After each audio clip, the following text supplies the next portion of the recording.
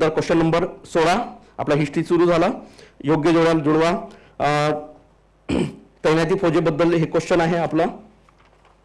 हा subsidiary alliance बद्दल question आहे. तर सगळ्यात महत्त्वाचा तैनाती फौज. तैनाती फौज म्हणजे काय, फौज तैनात केली जात होती कुठं, आपल्या राज्यांवर, जेवढे काही राज्य होते. आता बघा हे तैनाती फौजेच्या राज्याचा आपण म्हणतो मुघल शासन आहे. मुघल शासन असतानाच लक्षात घ्या सगळ्यात महत्त्वाचं औरंगजेबाच्या काळापासून पहिलेपासूनच होती की सुबे पद्धती चालू केली होती. बघा मुघल काळामध्ये जे आज प्रांत म्हणतो त्याला त्या काळात मुघल प्रांतात शब्द कोणता वापरला आहे, सुबा हा शब्द वापरले होते. सुबे केले होते ना औरंगजेबानी 6 सुबे केले होते. कुठले, दक्षिण भारताचे, म्हणजे जे दक्षिण भारताचे होते ना की आजचा जे बरानपूर आहे, वराड आहे, बिजापूर आहे, खालचा कर्नाटक, हैदराबाद, हे काय जे काही 6 सुबे हे जे काही सुरू केलं होतं हे औरंगजेबाची. नंतर माहिती आहे मुघल साम्राज्य जे काही डिक्लाइन होत होता त्याच वेळी सुबे स्वतंत्र होत गेले स्वतःचे स्वतः. म्हणजे तिथले जे काही सरदार लोक होते हे किंवा तो प्रमुख होता हाच आता आपण स्वतःचा स्वयंभू वागायला लागला होता. आणि याच काळात म्हणजे काही सुबे जे होते ह्या सुब्याचा परिणाम म्हणजे हळूहळू हे डिक्लाइन होत गेले होते. मग ह्या सुद्धा डिक्लाइन होत गेल्या, ब्रिटिश सत्ता स्थापन होत गेली. त्यामध्ये ही तैनाती फौज म्हणतोय, ही तैनाती फौज काय म्हणतो शब्द जर कोणी आणला असेल तर तो वेलेस्ली आणला, हे एक्झॅक्टली बरोबर आहे. पण भारतामध्ये तैनाती फौजेचा पहिला उगम आपण म्हणतो फ्रेंचांनी केलाय, त्याला अजून काही पुरावे पूर्ण 100% नाहीये. पण भारतात तैनाती फौजेचा पहिला प्रयोग ब्रिटिशांनी जर कोणी केला असेल ईस्ट इंडिया कंपनीमध्ये तो केला होता रॉबर्ट क्लाइन. नाव नाही दिला होता त्यांनी, पण कोणी केला होता, रॉबर्ट क्लाइन. तुम्हाला माहित असेल अलाहाबादचे किती तह झाले होते, 2 तह झाले होते. एक 12 ऑगस्ट 1765 आणि एक 16 ऑगस्ट 1765 2 तह होते ना, बरोबर आहे. या 2 तहापैकी दुसरा जो तह होता 16 ऑगस्ट 1765 या तहानुसार तुम्हाला माहित आहे अवध जो काही म्हणतो आपण, हा अवधचा काय करण्यात आलं होतं की त्या अवधच्या संरक्षणाच्या मोबदला, कारण तो युद्धामध्ये सहभागी झाला होता कोणाच्या, बक्सरच्या, बरोबर आहे. आणि त्यामुळे काय करण्यात आलं होतं, त्या अवधवर जी काही पॉलिसी टाकली होती सगळ्यात महत्वाची ती म्हणजे काय होती, अवधचं संरक्षण कोण करेल, ब्रिटिश करेल. आणि त्या मोबदल्यात सैनिक राहतील आणि अवध त्या मोबदल्यात काही प्रदेश देईल कोणाला, ईस्ट इंडिया कंपनीला. अशी पहिली जे तैनाती फौज नाव नसताना सुरू झालेली पद्धत ती रॉबर्ट क्लाइव्हनं केली. नंतर तुम्हाला माहिती लॉर्ड कॉर्नवेलिसनं सुद्धा कर्नाटकमध्ये वापरलेली होती. आणि याला योग्य तो नाव दिला सबसिडियरी अलायन्स, ती म्हणजे कोण होता, आपला वेलेस्ली. आणि हाच वेलेस्ली च्या काळात पहिली जे तैनाती फौज आली ते कोणासोबत आली होती, तर ती निजामासोबत आली होती. 1798 ला हैदराबादमध्ये सैनिक ठेवले होते. तुम्हाला माहिती आहे 6 बटालियन हे सैनिक इथे ठेवण्यात आले होते निजामाच्या प्रांतामध्ये, ठीक आहे. नंतर दुसरी आहे 1799 ला सुरत इथं अवधचा बघा पूर्णपणे नावांबेन रेग्युलर जे काय म्हणतो आपण अवधचा अवधला 1801 ला झाले. आणि पेशव्यांचा जो आपला मराठा म्हणजे मराठा साम्राज्यात आली ती 1800 किती दुसऱ्या बाजीरावांच्या काळात ती किती 1802 ला. ओके, याचं उत्तर बहुतेक पहिला असेल. हा नंतर क्वेश्चन नंबर 17 खालील विधाने विचारात घ्या. जगन्नाथ शंकरशेटे यांनी 1848 साली मुलींसाठी हायस्कूल, इथं शब्द बरोबर वापरलेला आहे, हायस्कूल सुरू केले होते. ही स्टेटमेंट बरोबर आहे त्यांची. हायस्कूल मुंबईला सुरू केली होती त्यांनी. नंतर बघा दुसरी स्टेटमेंट आहे महात्मा फुले यांनी 1848 साली रास्तापेठे येथे मुलींसाठी हायस्कूल सुरू केलेले होते. तर बघा हायस्कूल तर नाही, पण रास्तापेठेमध्ये 1848 ला नाही तर 1851 ला, बरोबर, सप्टेंबर काय ते 17 सप्टेंबर 1851 ला सुरू केली होती. पहिली आपली भिडेवाड्यात सुरू झाली होती किती 3 ऑगस्टला सुरू झाली होती 1848 ला. दुसरी आहे 17 सप्टेंबर 1851 ला रास्तापेठेत. आणि तिसरी आहे वेटारपेठेत सुरू झाली होती जी मार्च काहीतरी होता 15 मार्च की 5 मार्च होता असं काहीतरी. आणि 1852 ला. आणि 52 लाच काय झाले होते वेटारपेठेमध्ये दुसरी अस्पृश्यांसाठी पहिली शाळा सुरू झाली होती. ओके, त्यामुळे सेकंड स्टेटमेंट ही चुकीची आहे, फक्त पहिली स्टेटमेंट बरोबर आहे. हा पहिलीच बरोबर आहे. ओके, नंतर अयोग्य विधान निवडा. जातीय निवाडाबद्दल क्वेश्चन आहे. जातीय निवाडा त्याच्यामध्ये काय करण्यात आलं, 10 गटांचा समावेश करण्यात आला होता, बरोबर आहे. हा 10 गटां अल्पसंख्याक गट समजून स्वतंत्र मतदारसंघ देऊ केले होते. आता बघा हा जातीय निवाडा जो काही मॅकडोनाल्डने काय केले होते, सेकंड राऊंड टेबल नंतर काय केले होते, घोषित केले होते. पहिली राऊंड टेबल आणि दुसऱ्या राऊंड टेबलमध्ये काय घडला, आयर्विन करार घडला. कोणासोबत, काँग्रेस म्हणजे गांधीजी सोबत करार घडला. बघा हे लक्षात ठेवा, पहिला गोलमेज परिषद आणि कोणती, सेकंड गोलमेज परिषदेमध्ये सगळ्यात महत्वाचं काय घडलं आहे तर आयर्विन करार घडला 1931 ला, बरोबर आहे, मार्च 1931 ला. आणि दुसऱ्या गोलमेज परिषद, तिसऱ्या गोलमेज परिषदमध्ये दोन घटना महत्वाच्या घडल्या. एक तर जातीय निवाडा आला होता, जो रॅन्सी मॅकडोनाल्ड ब्रिटनचा प्राईम मिनिस्टर होता. आणि दुसरी गोष्ट म्हणजे काय तर हा जातीय निवडण्याचा रिॲक्शन म्हणून काय केला होता, महात्मा गांधीजींनी म्हणजे एरोड्याच्या तुरुंगामध्ये आमरण काय केलं होतं, उपोषण. तिथूनच पुणे पॅक्ट तयार झालेला होता. म्हणजे पुणे पॅक्ट आणि कोणती कंडिशन तर जातीय निवाडा, हे सेकंड गोलमेज परिषदेच्या नंतर घडलेल्या घटना आहेत. आता बघा सगळ्यात महत्वाच्या जातीय निवाड्यामध्ये 10 गटांना अल्पसंख्याक गट म्हणून समज, बरोबर आहे, हिंदू सोडून सगळे म्हणजे अँग्लो इंडियन पण त्यांनी एक गट केला होता, त्यांनी शिखांचा तर ऑलरेडीच केलेला होता, मुस्लिम, शीख, भारतातील ख्रिश्चन गट, असे सगळ्यांचे मिळून असे 10 गट केले होते. तर बरोबर आहे, विश्लेषणात टाकलेलं आहे ते 10 गट केले होते. आणि दुसरी गोष्ट त्यांनी काय म्हणलंय, स्वतंत्र मतदारसंघ दिलेल्या गटांमध्ये भारतीय ख्रिश्चन समाविष्ट होते. तर 10 गटामध्ये भारतीय ख्रिश्चन सुद्धा काय होते, समाविष्ट होते. ठीक आहे, त्यामुळे फक्त बरोबर आहे, ब चुकीचा म्हणजे बच ओळखायचा आहे आपल्याला.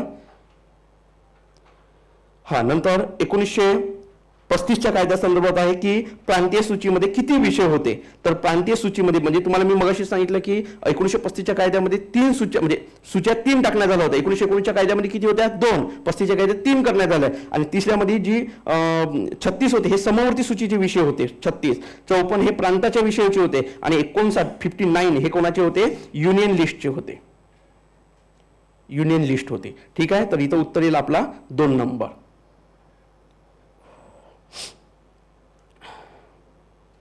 हा, नंतर क्वेश्चन आहे 20वा, 1800 भिल्ल उठावाबद्दल जो आपला सातपुड्याचा पर्वत आहे, या सातपुड्याच्या पर्वतरांगेत जो घडलेला उठाव आहे त्यासंबंधी स्टेटमेंट आहे. कोण कोण नेतृत्व केलेले होते ते 1919, 22 आणि 25 असे 3 जे काही उठाव झाले होते त्यामध्ये हे स्टेटमेंट आहे. तर 1819चा जो उठाव होता याचा चिल्ला भिल्ल होता आणि 22चा होता तो हिरा भिल्ल होता.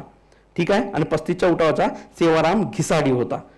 ओके, कारण हे जो भिल्ल समाज होता, तुम्हाला आज भी आपल्या शहादा वगैरे नंदुरबारचा जो क्षेत्र आहे, शहादाचा वरचा सातपुडा पर्वतरांग वगैरे आणि एमपीचा काही क्षेत्र, तर हे सगळं भिल्ल जमातीचं आहे. तुम्हाला एक कोण एक होता मागे मध्यंतरी त्याच्यावर खूप शिवराज सिंग चौहानांनी तिथं रेल्वे थांबवण्याचा वगैरे निर्णय घेतला होता, टंटा भिल्ल, बरोबर आहे. हा, तर ते तंटा बिल्लाबद्दल खूप हे पण आहे, आख्यायिका पण खूप भयानक गाजलेलं आहे.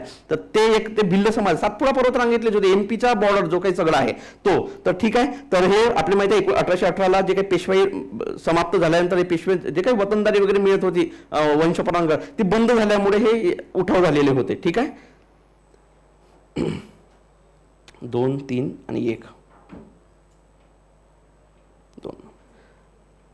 नंतर आता मी याच्यावर डिस्कशन केलेला महात्मा फुलेंच्या मुलींच्या शाळेसाठी जो कालानुक्रम लावा, बरोबर आहे, सेम जशात तसं 3 ऑगस्ट 1848, 1851 सप्टेंबर आणि वेताळपेठेत 2 ठिकाणी झालेल्या होत्या. एक आहे मार्च 1852 आणि जुलै 1852 असा हा क्रम आहे. सेम क्रम तसंच आहे. हा, नंतर क्वेश्चन आहे उड्सचा खलिता, उड्स डिस्पॅच ज्याला आपण म्हणतो, याचा परिणाम म्हणून खालील ठिकाणी इंजिनिअरिंग कॉलेजची स्थापना करण्यात आलेली होती. बघा उड्सचा खलिता म्हणजे उड्स डिस्पॅच म्हणतो, एज्युकेशन सिस्टीमसाठी आलेला पहिला जो सगळ्यात महत्त्वाचा तो होता लॉर्ड मेकॉले होता, बरोबर आहे, ज्यांनी झिरपता सिद्धांत मांडला होता. तुम्हाला माहिती आहे लॉर्ड मेकॉलेज हा पहिला असा व्यक्ती आहे जो लॉ मेंबर म्हणून सुद्धा भारतात आलेला होता 1833च्या चार्टर ऍक्ट नुसारच. आणि त्याच लॉर्ड विल्यम बेंटिकच्याच काळात तो एज्युकेशन सिस्टीमसाठी सुद्धा त्यांनी काही गोष्टी सुचवले होते. त्यानंतर सगळ्यात महत्त्वाचा आहे आपला म्हणजे हंटर कमिशन त्याच्यानंतर आलेलं वुड्सच्या नंतर. आणि वुड्स म्हणजे डलहौसीच्या काळात जो काही सगळ्यात महत्त्वाचा आला वुड डिस्पॅच ज्याला म्हणतो. आता बघा वुड हा जो काही खरं होता हा जो बोर्ड ऑफ डायरेक्टर आणि बोर्ड ऑफ कंट्रोल, तर बोर्ड ऑफ कंट्रोल जे काही ब्रिटिश गव्हर्नमेंटच्या मंत्री त्याचा अध्यक्ष तोच म्हणजे ब्रिटिश मंत्रिमंडळातला तो मंत्री होता वुड. तर याच मंत्र्याला म्हणजे बोर्ड ऑफ कंट्रोलचा अध्यक्ष बनवण्यात आला होता. आणि हा जो बोर्ड ऑफ कंट्रोलचा अध्यक्षाच्या नेतृत्वाखाली भारतात एज्युकेशन सिस्टीम कशी राबवल्या जाईल, कारण तुम्ही खरं पाहिलं तर बघा एज्युकेशन सिस्टमची पॉलिसीला त्यांनी जो काही हस्तक्षेप केला, हिस्ट्रीचा एक नेहमी लक्षात घ्या, आहे तसा अभ्यास करू शकत नाही. हिस्ट्री एवढं भयानक आहे की एक घटना घडते तेव्हा दुसरी घटना घडत आहे. म्हणजे पहिल्यांदा सगळ्यात लक्षात घ्या, तुम्हाला जर व्यवस्थित बघितलं तर लॉर्ड मेकॉलेला आणण्याच्या काळामध्ये बघा 1833 पर्यंत भारताचा म्हणजे सगळ्यात मोठी जी होती तो एक्सटेंड केला होता, इस्टॅब्लिश झाली होती ब्रिटिश सत्ता. ही ब्रिटिश सत्ता इस्टॅब्लिश सगळ्यात मोठा काळ म्हणजे सगळ्यात मोठी भीती ब्रिटिशांना 2-3च लोकांकडून होती भारतात, म्हणजे जे घाबरत होते शेवटच्या टप्प्यात. एक होता म्हैसूर, दुसरा होता मराठा साम्राज्य आणि तिसरा होता शीख साम्राज्य. तुम्हाला माहिती आहे म्हैसूर 1799 पूर्णपणे कोलॅप्स झाला, 1818 कोण कोलॅप्स झाला, मराठा साम्राज्य कोलॅप्स झाला आणि सगळ्यात मोठा भीती मराठा साम्राज्याकडून होती ब्रिटिशांना. आणि जे तिसरी सगळ्यात मोठा होता तो शीख तर त्यांची मैत्रीपूर्ण संबंध होते, पण 1848 ला त्यांचा मोठा गेम केला. पण तुम्ही बघा 1833 तुम्ही बघा रेल्वे हे ते सगळ्या गोष्टी तुम्ही बघा याच कालखंडात सुरू झाल्या. 1820च्या नंतर फाउंडेशनला घालणं सुरू झालं, कारण प्रदेश पूर्ण एकत्र येणं सुरू झाला. त्यांच्याकडे जेवढे सुबे होते सुभेदारांचे हे सगळे एकत्र येणं सुरू झालं. इथूनच त्यांनी रिफॉर्म करायला सुरुवात केली आणि त्यांना कळलं जेवढा प्रदेश मोठा एवढ्या मोठ्या प्रमाणात तिथून आपण कर्मचारी अधिकारी आणू शकत नाही, इथूनच निर्माण करणे आपल्याला खूप गरजेचं आहे. आणि तिथून त्यांना सगळ्यात महत्त्वाचं पहिलं वाटलं, जोपर्यंत एज्युकेशन सिस्टीम आपल्या हातात येणार नाही, म्हणजे आपल्याला कर्मचारी लागेल तशी एज्युकेशन सिस्टीम आणल्याशिवाय पर्याय नाही. आणि तिथूनच त्यांनी एज्युकेशन सिस्टीम राबवायला सुरुवात केली लॉर्ड मेकॉलेच्या अध्यक्षतेखाली. आणि मग नंतर बघा वुड्स, आणि वुड्सनं सरळ सांगितलं जो हायर एज्युकेशन द्यायचं आहे भारतीयांना, पण हा हायर एज्युकेशन आपण कोणत्या भाषेत ठेवू, इंग्रजी. त्यांना काही कंपल्सरी केलं नव्हतं, इंग्लिश ठेवू. आणि त्यांनी प्राथमिक शिक्षणाला कोणती भाषा सांगितली होती तर सगळ्यात महत्वाची स्थानिक भाषा सांगितली होती. आणि दुसरी गोष्ट त्याच्या सगळ्यात महत्वाचा निर्णय काय होता वुड्सचा, तर वुड्सने जो काही सांगितलं की जो काही म्हणजे एज्युकेशन आहे हा युरोपियनच द्यायचा, तो कोणत्याही भाषेतून का नाही देऊ आपण. म्हणजे सगळ्यात महत्वाची भाषेचं महत्व त्यांनी सगळ्यात महत्वाचं काय नाही ठेवलं, त्यांना महत्व होतं की आपल्याला ब्रिटिश संस्कृती राबवायची आहे, विज्ञान असो संस्कृती असो काही असो आपल्याला ब्रिटिश राबवायची आहे, मग ती कोणत्याही भाषेतून पहिले देण्यास सुरुवात केली तरी चालेल. तोच होता वुड. मग तुम्हाला माहिती आहे या वुड्सने लंडन युनिव्हर्सिटीच्या याच्यावर भारतामध्ये युनिव्हर्सिटी ज्या स्थापन झाल्या 3, कोणती पहिली कलकत्ता आहे, मद्रास आणि कोणती बॉम्बे, जे 1857 पासून लागू झाले होते ते 3 होत्या. आणि या धर्तीवर त्यांनी कॉलेजेस मेडिकल कॉलेजेस तुम्हाला माहिती आहे लाहोरला, मद्रासला आणि कुठं बॉम्बेला स्थापन केलेल्या होत्या. त्या तशाच पद्धतीचा आहे इंजिनिअरिंगचा सुद्धा आहे. तर लक्षात घ्या इंजिनिअरिंग बद्दल त्यांनी सगळ्यात मला रूढ केली आणि कुठं कलकत्ता, हे 2 ठिकाण होते जे इंजिनिअरिंग स्थापन झाल्या होत्या. हा नंतर बौद्ध परिषदांवर प्रश्न आहे. आता एक लक्षात घ्या जैन जे काही परिषदा होते आणि बौद्ध परिषद होते दोन्ही लक्षात घ्या 1-2 वेळा वाचून जावा, कारण प्रश्न 1-2-3 वर्षात काय केलं नाही त्यांनी विचारले नाही. आणि विचारण्याची जर त्यांनी युपीसी पॅटर्न म्हणला तर तुम्हाला माहिती आहे 2-3 वर्षामध्ये युपीसीला हा रिपीट मारत होते क्वेश्चन. तर एक बौद्ध परिषदा काही आपल्या 4 झालेल्या आहेत, तर 4 परिषदा 2 परिषदा कोणत्या झाल्या, जैन परिषद झाल्या. हे 2-3 वेळा रिव्हिजन करून जावा तुम्ही, ठीक आहे. कोणत्या परिषदेमध्ये बौद्ध धर्माचे थेरवाद आणि महायान या 2 गटामध्ये विभाजन झाले होते. थेरवाद म्हणजेच काय जुना जो काही ओरिजिनल, थेरवाद म्हणजे शिष्याची म्हणजे गुरुची शिकवण असा शब्दाचा अर्थ होते, गुरुची शिकवण. तर गुरुची शिकवण होती म्हणजे मेन गुरु कोण आहे त्यांचा बुद्ध, म्हणजे बुद्धांनी जे काही दिली आहे शिकवण म्हणजे बुद्धालाच आपला मेन मानून त्याची शिकवण अवलंबन करणे हे म्हणजे कोणाचा होता, थेरवाद लोकांचं म्हणणं होतं. आणि पाली भाषेतूनच त्यांनी महत्व दिलेलं होतं, म्हणजे गौतम बुद्धांनी सुद्धा पालीलाच महत्व दिलं होतं. पण महायान त्याच्यामध्ये काय झालं होतं, एक काय म्हणते बदल म्हणजे संस्कृत याला महत्व देण्यात आलं होतं. म्हणजे महायानमध्ये थोडा कल्चर चेंज करण्यात आलं होतं, ते म्हणजे होतं महायान. तर पहिली लक्षात घ्या तर कोणाला मान्यता देण्यात म्हणजे 2 गटामध्ये विभाजन, म्हणजे बौद्ध धर्म 2 गटात विभाजन झाला, कोणत्या परिस्थितीत झाला. आता बघा दुसऱ्या परिस्थितीत झाला विभाजन, म्हणजे एक महायान आणि एक हिनयान, म्हणजे हिनयान म्हणजे ओरिजिनल थेरवाद.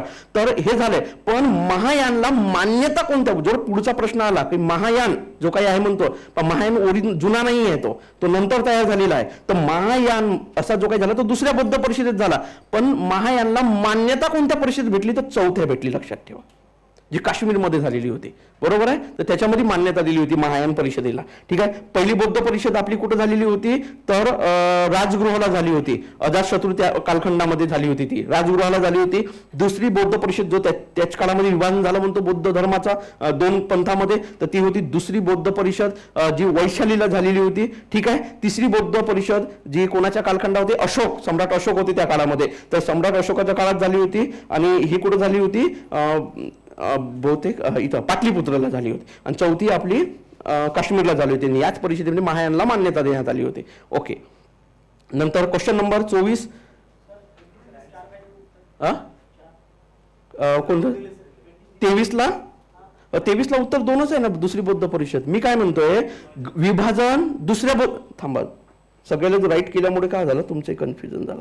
हा ओके, आता बघा, दुसऱ्या बौद्ध परिषदेमध्ये विभाजन झाला कोणाचा, बौद्ध धर्माचा, म्हणजे बौद्ध गट 2 भागात विभागला गेला. बरोबर आहे. एक कोण होता हिनयान आणि एक कोण होता महायान, म्हणजे आपण हिनयानलाच काय म्हणतो, थेरवाद.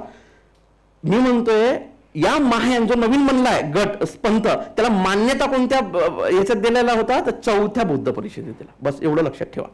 ठीक आहे. हा, नंतर क्वेश्चन नंबर 24, मुघल सम्राट अकबराने यांना एक भूखंड दिला ज्या ठिकाणी कालांतराने हर मंदिर साहेब बांधले गेलेले होते.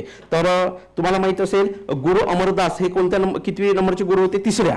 बरोबर आहे. अंगद दुसरे, पहिले कोण होते, गुरु नानक, दुसरे कोण होते, अंगद, तिसरे कोण होते, आपले गुरु अमरदास, चौथे कोण होते, गुरु रामदास. आणि हा गुरु रामदासांचाच कालखंड म्हणजे अकबराचा कालखंड येतो, जो काही त्याच्या कालखंडामध्ये. आणि गुरु अर्जुन सिंह हे 5वे होते आणि गुरु गोविंद सिंग हे 10वे होते. बरोबर आहे. तर गुरु रामदासांच्या याच्यात होता. नंतर क्वेश्चन नंबर 25, पुढीलपैकी कोणत्या व्यक्तींनी तिन्ही गोलमेज परिषदामध्ये आपला सहभाग नोंदवला होता. तर डॉक्टर आंबेडकर. डॉक्टर आंबेडकर हे कोणत्या याच्याकडून गेले होते, तर डिफरेन्स, हे बरोबर आहे. आणि त्यासोबत श्रीनिवासन म्हणून एक होते, ते असे 2 व्यक्ती होते, तिन्ही याला होते, दोन्ही व्यक्ती. ठीक आहे.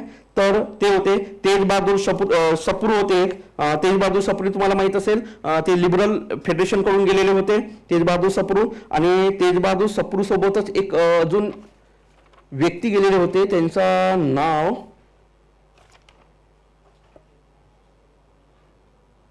लिहून आणले होतं, तो नाव 2 गेले होते.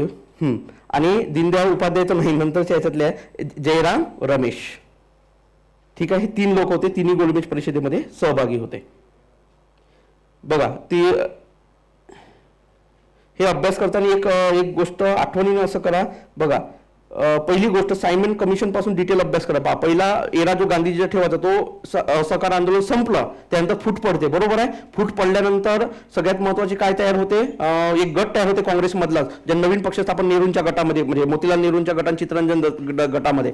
त्याच वेळेस तुम्हाला माहिती आहे 1919च्या कायद्याचा जो हे करण्यासाठी येते, कोण येते, सायमन कमिशन 27ची. या सायमन कमिशनला विरोध भारतीय करतात, कारण एकही भारतीय नव्हता आणि आम्हाला सगळ्यांना सामावून घेतलं पाहिजे असं म्हणणं होतं त्यांचं. त्यावर बर्कनेट म्हणजे धमकीवाला बोलतोय की तुम्हाला सगळ्यांना मान्य होईल, हिंदू मुस्लिम एक तर भयानक दुही माजलेली होती, सगळ्यांना मान्य होईल अशी तुम्हाला तरी तुमची कॉन्स्टिट्यूशन बनवता येते का, असं चॅलेंज दिलं होतं. तो चॅलेंज कोणी एक्सेप्ट केलेला होता, काँग्रेसने, म्हणजे भारतीयांनी. मग काँग्रेस अंतर्गत एक समिती स्थापन केली, तोच म्हणजे काय, नेहरू. बघा, सायमन कमिशनच्या पुष्कळशा गोष्टी कुठे घेतल्या आहेत, 35च्या कायद्यात घेतला. 35चा कायदा कुठे आलेला आहे, तर आपल्या कॉन्स्टिट्यूशन मध्ये आला. जो फेडरेशन सिस्टीम म्हणतो, राज्यांना महत्व आहे, गव्हर्नरचे पॉवर, हे सगळे कुठून आलेले आहे, सायमन. आणि मूलभूत हक्काचा वगैरे जो उल्लेख आहे तो कुठून आहे, नेहरू रिपोर्ट मधून आलेला. आपले जे काही आपले मूलभूत हक्क वगैरे म्हणतोय ना, याची जी काही आहे थोड्या प्रमाणात ती नेहरू रिपोर्ट मधून आलेली आहे. आणि नेहरू रिपोर्टच भारतीयांनी कोणाला सादर, म्हणजे घटनाच होती ना एक प्रकारची, भारतीयांना ब्रिटिशांना चॅलेंज केलं का हा स्वीकारा, आणि तुम्ही जर 1 वर्ष स्वीकारला नाही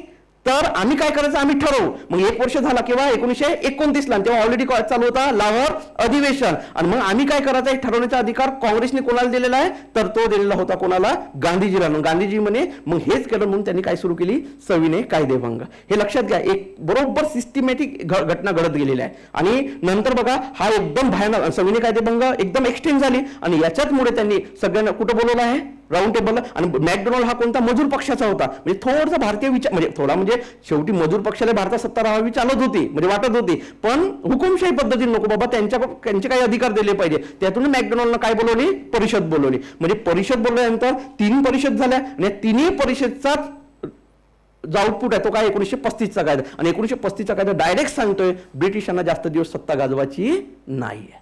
लक्षात घ्या, दुसऱ्या महायुद्धाच्या आधी जो काही 35चा कायदा आला तो डायरेक्ट इंडिकेट करतोय की ब्रिटिशांनी कळलं होतं आपण जास्त दिवस भारतामध्ये सत्ता गाजवू शकत नाही, पहिलेचा काळ आता राहिलेला नाहीये. आणि लक्षात घ्या, तिथूनच मग तुम्हाला माहिती आहे दुसरं महायुद्ध झाला, मग तुम्हाला सगळं ते रामगढ अधिवेशन ते सगळे आहेत, ते तुम्ही तुमचं सेकंड याच्यामध्ये पहा.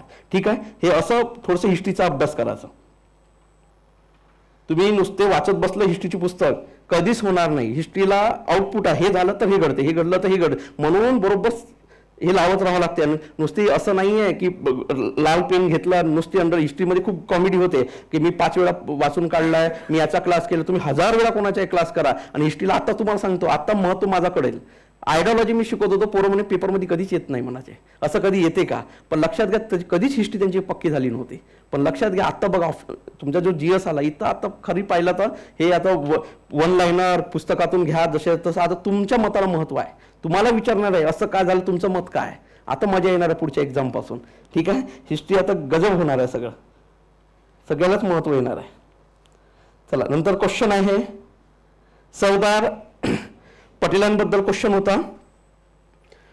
हा तर सरदार पटेलांबद्दल स्टेटमेंट आहे की ते इंडियन नॅशनल ट्रेड युनियन काँग्रेसचे संस्थापक अध्यक्ष होते. बघा सगळ्यात मोठाचा आपला जो गफलत होते all India trade union, INTUC AITUC सगळे एकत्र करतो ना. आता गुगलवर टाकले की इंटक सोबत आयटक पहिले येते, कारण सर्चिंग जास्त काय आहे आयटकची आहे. म्हणून सगळ्यात महत्वाचा या 2 मध्ये थोडा कन्फ्यूज होण्याचे चान्सेस आहे. इंडियन नॅशनल ट्रेड युनियन अजूनही इथं इंडियन वर्कर म्हणून इथं साप्ताहिक येतो. इंडियन नॅशनल ट्रेड युनियन काँग्रेसचे संस्थापक ते काय होते, अध्यक्ष होते, जे 1900 भारत स्वतंत्र होण्याच्या पूर्वीच बरोबर ही युनियन स्थापन करण्यात आलेली होती. आजही आहे ती काँग्रेसचीच कामगार संघटना आहे ती. ठीक आहे, तर तिचे संस्थापक अध्यक्ष कोण होते, सरदार पटेलच होते. बरोबर आहे. ते संविधान सभेतील मूलभूत हक्क व अल्पसंख्याक समितीचे अध्यक्ष होते, जे काही एक समितीच्या अंतर्गत उपसमित्या होत्या. बरोबर आहे ना. हा तर त्या समितीचे काय होते, मेन याचे अध्यक्ष होते. हा नंतर आहे 1922 मध्ये बोरसद सत्याग्रहाचे काय झाले होते, त्यांनी नेतृत्व केले होते. आता बघा हा बोरसद जो काही सत्याग्रह गुजरात मधला आनंद जिल्हा आहे, जो आनंद आजचा ज्याला आपण डेडीगिरीसाठी फेमस म्हणतोय, तर त्या आनंद जिल्ह्यातला एक तालुका आहे बोरसद. तर या ठिकाणी हा यांचे नेतृत्व आपण नेहमी याला विसरतो बोरसदला. बोरसदचं काय होते, आपले जे काही गांधीजींनी काही महत्व गांधीजींनी पटेलांची नियुक्ती केली होती इथं नेतृत्व करा म्हणून. तर सगळ्यात महत्वाचं चंपारण, खेडा, अहमदाबाद याच्यासारखा महत्वाचा आहे हा सत्याग्रह. कोणता, बोरसद सत्याग्रह. आणि ही आता काय जे काही आतापर्यंत विचारले नाही बरोबर फोकस करतात आयोग. मग हे बोरसद सत्याग्रह लक्षात घ्या. या याच्यामध्ये एक टॅक्सेशन बाबतीत झालेला होता. मोठ्या प्रमाणात इथल्या शेतकऱ्यांना टॅक्स लावला आणि त्या एरियावर टॅक्स लावलेला होता, कारण ते एक डाकू होता. मला तो बहुतेक याच्यात टाकलेलं विश्लेषण, तर डाकूला पकडण्यासाठी काही पैशाचे बक्षीस घोषित केला होता आणि तो घोषित केलेला पैसा आहे तो सुद्धा टॅक्सच्या रूपातून घ्यायचा होता. या शेतकऱ्यांनाच लावण्यात आलेला होता. म्हणून पटेलांनी हा टॅक्स भरू नका असं म्हणून नेतृत्व केले आणि तोच म्हणजे बोरसदचा सत्याग्रह होता. नंतर झेंडा सत्याग्रह, नागपूरला जे झेंडा सत्याग्रह त्याचे जे काही प्रमुख होते ते जमनालाल बजाज होते. त्यांनी त्याचे नेतृत्व केले होते आणि जमनालाल बजाजला अटक झाल्यानंतर सरदार पटेलांकडे त्याचे सूत्र आले होते. त्यामुळे सर्वच्या सर्व स्टेटमेंट काय आहेत, बरोबर आहे.